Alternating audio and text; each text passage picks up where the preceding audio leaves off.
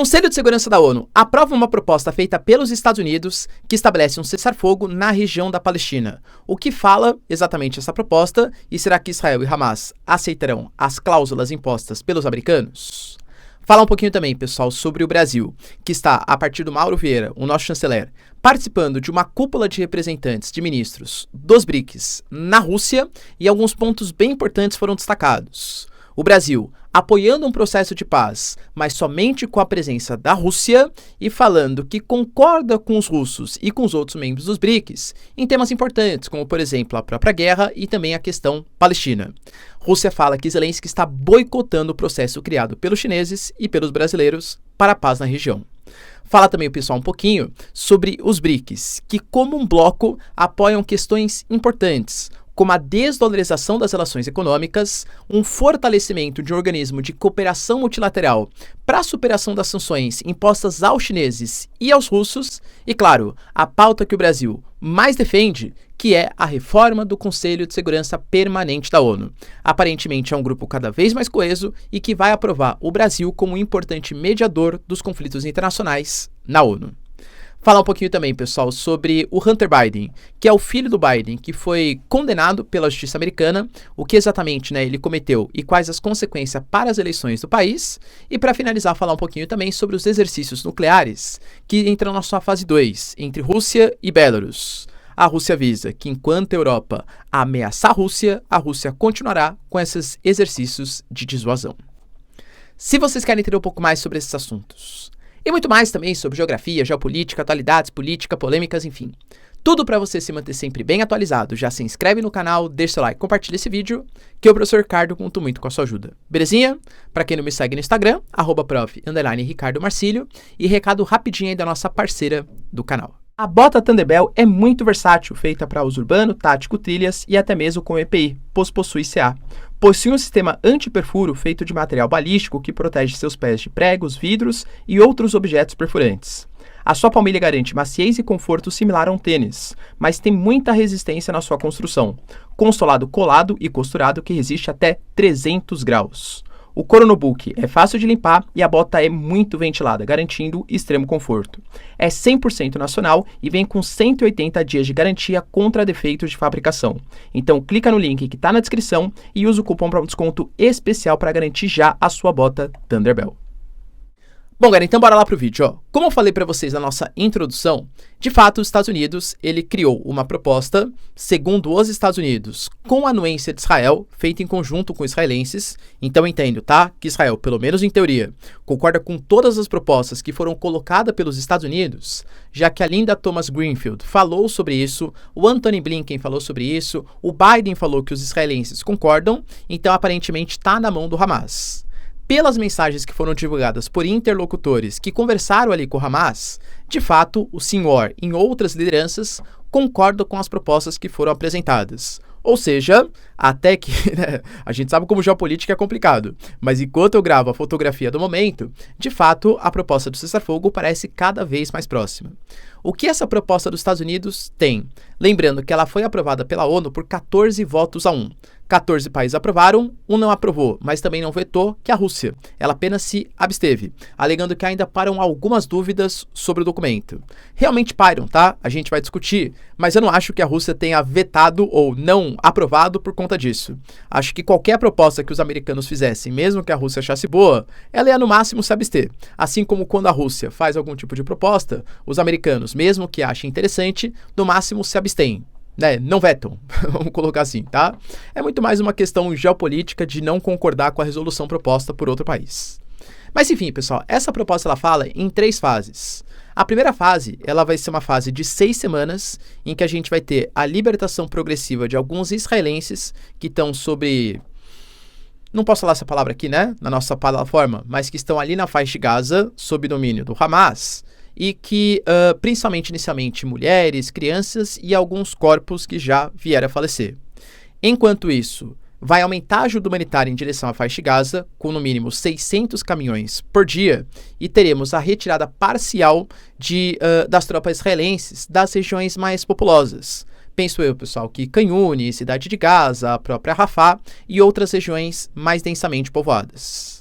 Um segundo momento, você teria a saída de outros israelenses, militares, homens, enfim, e também a proposta de eliminação, de saída de todas as tropas de Israel. Num terceiro momento, seria a época da reconstrução da faixa de Gaza. Como que vai ser de fato essa reconstrução da faixa de Gaza? Vai ter um financiamento coletivo de quem? Países árabes? Dos países ocidentais? Da ONU? Cara, não sabemos, tá? Outra questão. Vamos ter então, né, a saída das tropas israelenses. Quem vai governar então vai ser a ANP. Mas qual representante da ANP? O Hamas? Israel já falou, por exemplo, num passado recente, que só aceitaria abrir mão da faixa de Gaza se mantivesse o controle militar da região, pelo menos enquanto não tem certeza que o Hamas está totalmente superado, assim como outros grupos como o Jihad Islâmica, em conjunto com o governo civil palestino, mas sem a presença de organismos como o Hamas, e até mesmo com a conjuntura, com a aproximação de países como a Arábia Saudita, Emirados Árabes Unidos e por aí vai. Cara, aparentemente não é isso que está na proposta dos Estados Unidos. Em nenhum momento a proposta fala sobre eliminação do Hamas. Por exemplo, se Israel teoricamente concordou, o Benjamin Netanyahu vai ter que dar algumas explicações. Explicações para quem? Para parte dos israelenses, da política israelense, que é uma parte um pouco mais extremo nacionalista, com figuras como Smotrich, com figuras como Ben-Gvir, que não aceitam que continue existindo o Hamas na região de Gaza. Em compensação, os Estados Unidos deu a entender que Israel deixou claro que se o Hamas cumprir todas as suas partes no acordo, Israel também vai continuar cumprindo todas as suas partes no acordo. Ou seja, Israel mudou de opinião, então, será que tem a ver, pessoal? Não sei, tá? Tô cogitando aqui e especulando com vocês. Recentemente eu falei para vocês que o Benny Gantz, que é visto como um cara mais de uma centro-direita israelense, ele saiu do gabinete de guerra, dando a entender, pessoal, que o Benjamin Netanyahu perdeu ainda mais apoio dentro do parlamento israelense. Será que o Benjamin Netanyahu ele vai tentar, então, se dispor um pouco mais com a sociedade ocidental, com os Estados Unidos, com as pessoas mais moderadas de Israel? Mas isso pode fazer com que ele perca apoio de 14 cadeiras dentro do parlamento israelense. Hoje, o Benjamin Netanyahu só conta com 64 das 120. Se ele não adotar medidas um pouco mais radicais, ele perde apoio daqueles que o apoiaram, que tem essas medidas um pouco mais extremistas. Que situação complicada, hein, galera? Se o Benjamin Netanyahu não fecha o acordo, ele compra a briga com a própria sociedade israelense, mas se ele também, né? Aliás, se ele fecha o acordo, né? Aliás, se ele não fecha o acordo, ele compra a briga, mas se ele fecha o acordo, ele compra a briga com essa galera mais extremista que o apoiou. Ou seja, galera, é uma situação extremamente complicada, tá? Mas vamos aguardar cenas dos próximos capítulos. Pelo menos segundo a declaração dos Estados Unidos, o cessar-fogo parece mais próximo do que nunca. Outra notícia, pessoal, bem relevante, bem importante, está ligado ao Brasil. O Brasil, nesse momento, lembrando que o Lula vai viajar em direção ao G7, então também vamos negociar ali, né, com os Estados Unidos, com a França, com outros países. Aliás, galera, até uma proposta do Lula, tá? Do Brasil como um todo. Aparentemente foi bem aceita por pelo menos 2 países do G7, que é a questão da sobretaxa dos super ricos. A gente vai gravar, inclusive, um vídeo exclusivamente sobre isso no futuro, mas o Brasil fala que é necessário colocar mais taxas, mais impostos nos super ricos. O grande medo é que os super ricos busquem asilo fiscal em outro país. E aí o Brasil sobretaxa, só que na prática, como eles fogem, não vai taxar ninguém. Vai diminuir ainda mais a arrecadação. Existe um plano liderado por alguns países, como por exemplo França e os Estados Unidos, que concordam com essa pauta, que fala que não teria para onde os ricos escaparem se todos os países adotarem uma taxa, sei lá, vai de 20% em cima do dinheiro da renda dos super ricos. Eles vão colocar o asilo fiscal aonde? Ah, você vai para criptomoeda. Pode ser, né? Não sei, algum jeito eles dão de escapar. Mas é fato que é uma proposta que está sendo pensada aí por alguns governantes, né? Mas o Brasil, nesse momento, ele está, a partir do nosso chanceler, o Mauro Vieira, nosso ministro das Relações Exteriores, se reunindo com outros ministros dos BRICS, inclusive ali na Rússia. E vários tópicos eles foram discutidos. Vai lembrar que o Lula, ontem, ele ligou para o Putin, os dois conversaram. E basicamente, galera, o Brasil ele garantiu, tá? Que ele tem vários pontos de concordância com os russos, inclusive tá deixando claro que questão Palestina e guerra Rússia e Ucrânia são alguns dos pontos de concordância, posição que afasta um pouco a gente do G7, né? É óbvio, tá? E, além disso, o pessoal garantiu que o Brasil está tentando mediar junto com os chineses, eu até apresentei para vocês, os chamados pontos pela paz. Brasil e China, ministro das Relações Exteriores do Brasil, ministros das Relações Exteriores da China apresentaram um documento colocando os pontos necessários pela paz. Cara, de verdade, é uma coisa muito introdutória, é uma coisa muito basicona, mas tem um tópico que ele chama atenção, que é, segundo o Brasil, e a China também, né, tentar buscar os reais motivos pelos quais existem os conflitos e superar esses reais motivos. O documento, ele não deixa explícito exatamente o que o Brasil e a China consideram como os reais motivos. Penso eu, tá? Aqui já sai de informação, passa para análise e especulação.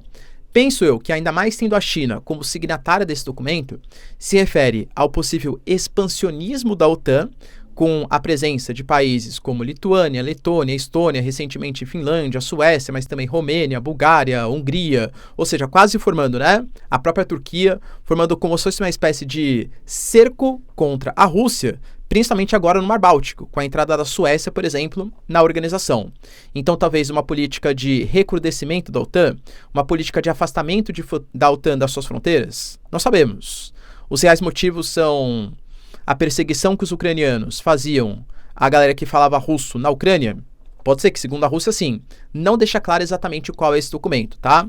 Mas o Lavrov, que é o chanceler da Rússia, falou que saúda muito essa tentativa da China e do Brasil de tentar achar uma proposta de paz. Mas deixou bem claro também, tá? Que infelizmente não acredita que dará certo, porque a Ucrânia fica boicotando qualquer tipo de proposta. Ele se baseia num documento que o Zelensky assinou lá em setembro de 2022, que afirma que se recusa, a Ucrânia não assinará, não negociará nenhum tipo de proposta de paz enquanto Putin for o chefe de Estado da Rússia. Ou seja, a Ucrânia, teoricamente, não reconhece o Putin como possível mediador.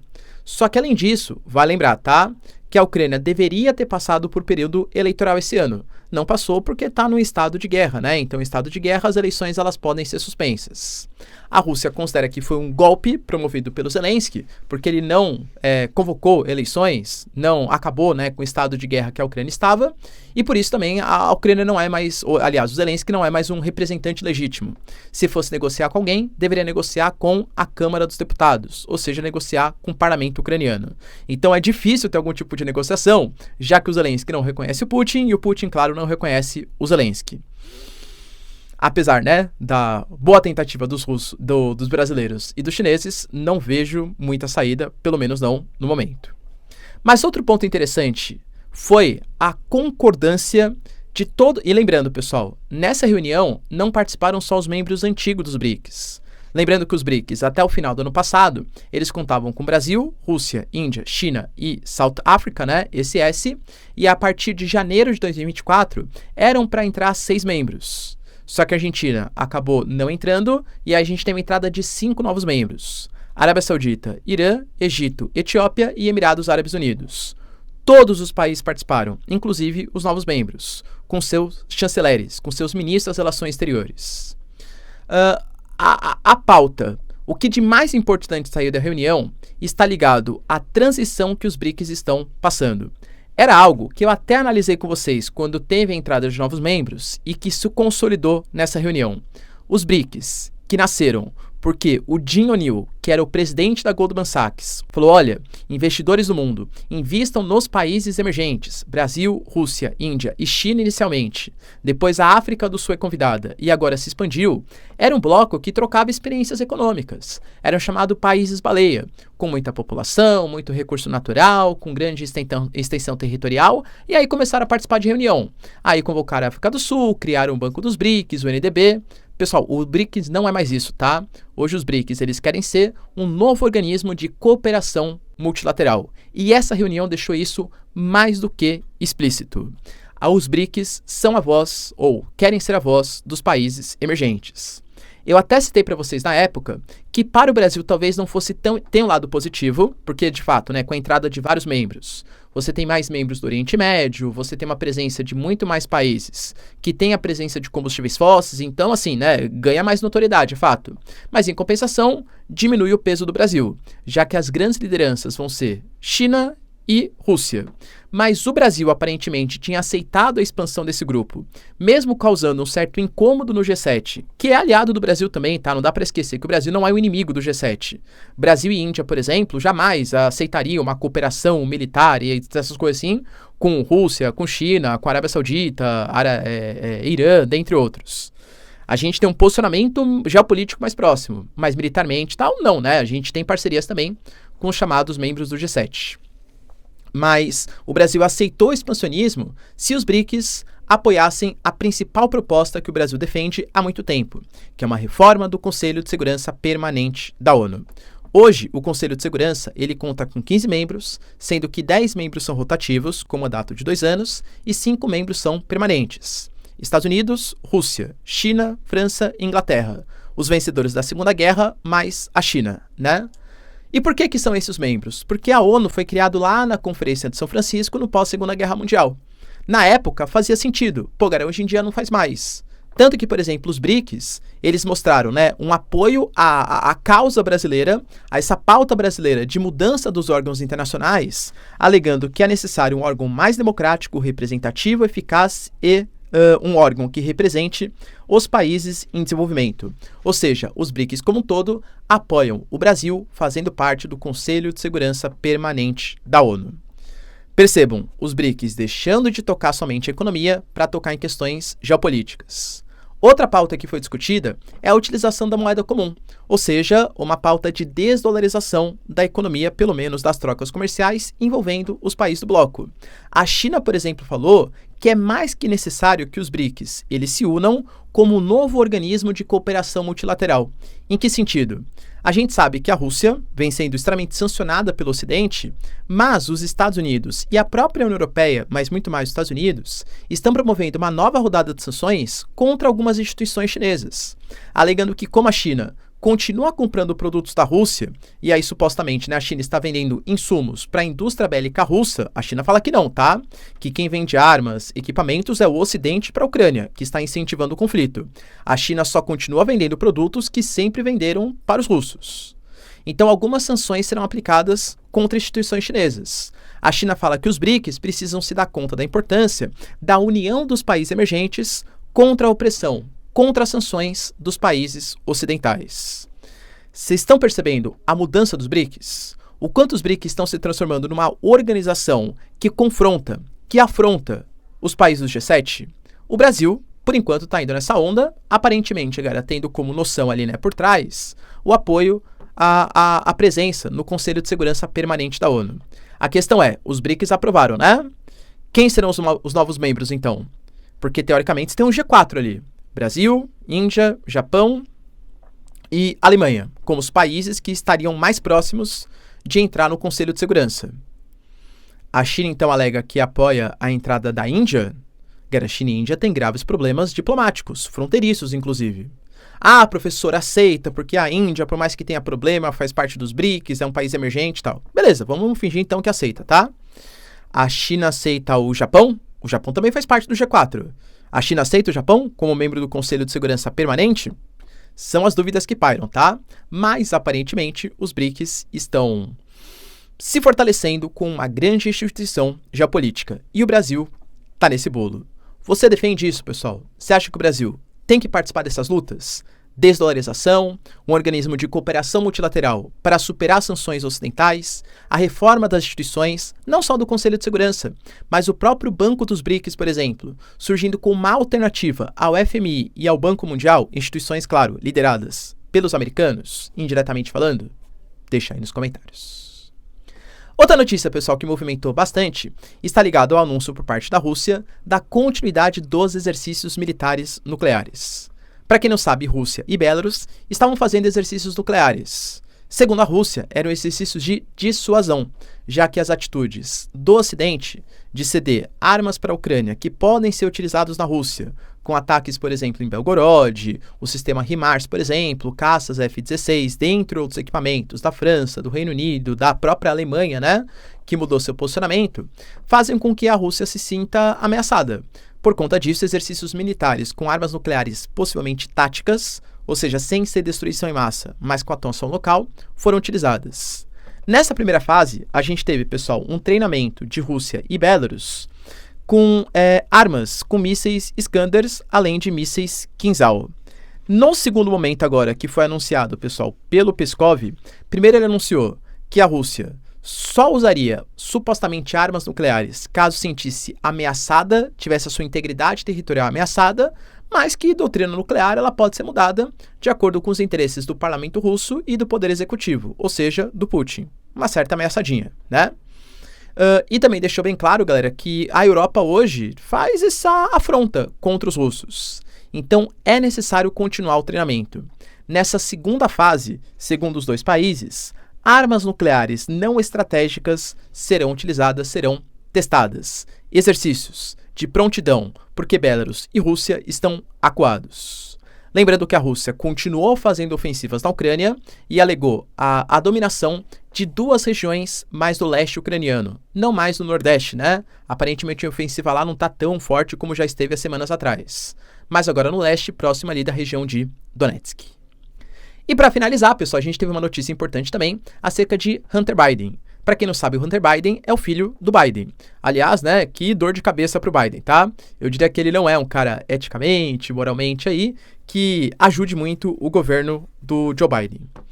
Ele foi investigado e foi julgado pela justiça americana e foi condenado. Como a gente sabe, assim como aconteceu com Trump, saiu a condenação, mas não saindo exatamente a sentença, ou seja, qual o tempo de pena. Em último caso, ele pode pegar até 20 anos de prisão e pagar uma multa próxima de, galera, acima de $75 mil, tá? Depende das previsões. Professor, você acha que vai acontecer isso com ele? Difícil, porque estamos falando de uma figura pública, galera, convenhamos, ele é o filho do presidente, né? E por mais que o Biden fala que vai respeitar, ele tem direito de recorrer, mas jamais o presidente deveria interferir na justiça do país, convenhamos que algum tipo de influência, claro, deve ter, né? Mas também ele é réu primário, então não acho que teria motivo para, né, toda essa convenção, vai?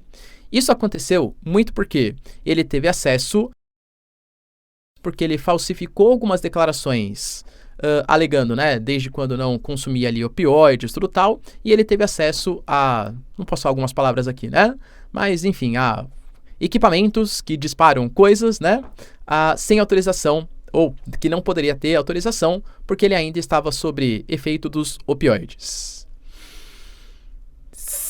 Professor, isso pode ser usado na campanha contra o Biden? E eu acho que depende muito, tá? Diretamente essa causa não, porque é muito mais visto, né? O próprio Hunter Biden falou, olha, peço desculpa para minha família, que importante que vocês tiveram apoio, a gente se recuperou de todo, isso aí e tal.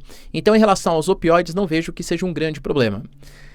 O grande problema está em algumas coisas que não tocam exatamente na relação dos opioides. Mas sim, para quem não sabe, o Hunter Biden, ele é acusado principalmente pela oposição, pelos republicanos, de ter algumas ligações escusas com Ucrânia, com China, com Rússia, fornecendo algumas informações governamentais e também usando da sua influência de ser filho do, na época, vice-presidente dos Estados Unidos, sim, o Biden foi vice do Obama, para conseguir alguns benefícios. Então, o Hunter Biden, ele se apresentava como filho do presidente que estava negociando diretamente com a Ucrânia, com a China e com a própria Rússia, inclusive até fornecendo algumas informações de Estado. Professor, isso é verdade? Galera, param muitas especulações e poucas provas, tá? A gente teve um notebook que foi, ou um laptop, né?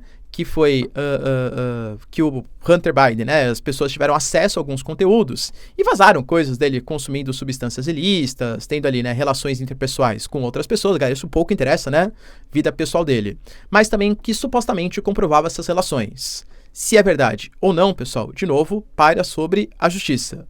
O Trump alegou que todo esse processo de condenação não passa de palhaçada. Uma tática de diversionismo, ou seja, a gente vai focar nesse tema, que é um tema pouco relevante, que é a questão do uso de opioides e do porte de equipamentos que não poderiam ser portados, porque, na verdade, o que de fato interessa, que são as ligações escusas do Hunter Biden com os ucranianos, com os chineses e com os russos, não serão investigados. Então, essa condenação traz à luz o Hunter Biden para a discussão de novo. Penso que o Trump não vai focar na questão dos opioides, mas dessa suposta relação que ele teria com outras potências. E aí, pessoal, você acha que atrapalha muito a campanha eleitoral? Lembrando que, né, numa campanha tão disputada, qualquer voto conta. Deixa aí nos comentários, quero saber sua opinião. No mais, se vocês curtiram o vídeo, tamo junto, beijos, abraços e tchau, tchau.